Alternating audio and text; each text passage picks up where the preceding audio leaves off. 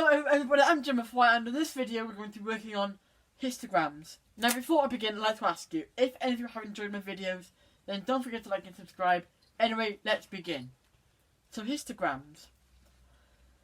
So now we have a frequency table here, right, and it's the weight of packages that Colin needs to send in kilograms.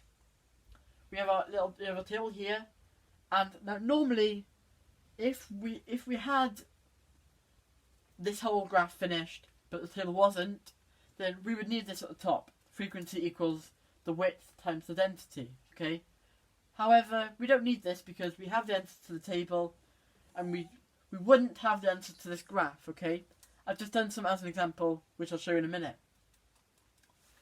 So, the weight of packages that Colin needs to send. Now, how we work out this, we need to do the frequency divided by the width, or the height, or whatever you're working out, which is the frequency density.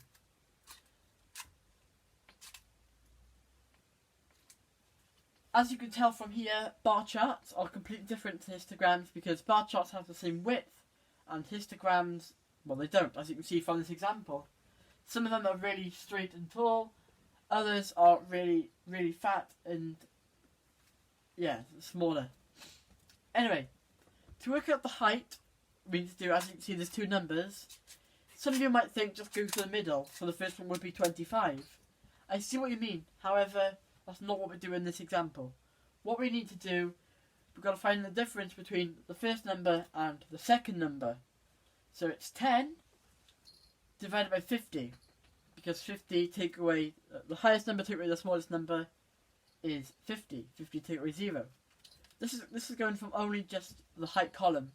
So 50 take away 0 is 50. 10 take away 50.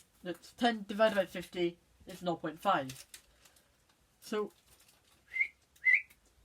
what we would do then, we would do 0 to 50. Right, that's how long it is, and then it would go up to 0.5 on our scale. Okay, you could just come up with the scale as long as it's appropriate, unless in the question you've been given the scale's already there, okay? Anyway, the next one we would do is 50 to 60. And as I've already done here, 50 to 60 is done. And it goes up to 0.7. Why is it 0.7? It's 7 divided by, and then there's a difference between 50 and 60, which is 0.7. So I've done that. And my dog is currently playing with some of my toys. Anyway, then we would do 8 divided by the difference between 80 and 60, which is 20. So bear with me on that. So we have 80 and 60, and it goes up to 0.4. So there we go. Right? So that's the third column done. And finally, we have to go from 80 to 100.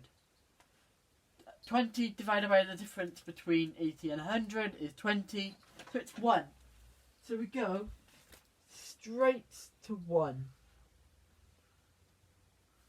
I know this isn't going to be the most accurate table because I'm not using a ruler. But yes, there we go. Thank you for watching. Be sure to like and subscribe. I hope this was helpful, and I found this incredibly hard, okay? I have made a lot of bloopers, so if you're watching this, please give this video a like, maybe even subscribe. I would appreciate it. I've worked very hard on this. I had to do some extra revision last night, just so I can guarantee that I've got this right. Because as soon as I can work out how to do something, put it into a math tutorial, and then watch it, I can work out what I need to do again for revision, for a test or something. It's easier to do it because I put things into my own words, and it's easier to remember them and go over what I've already said.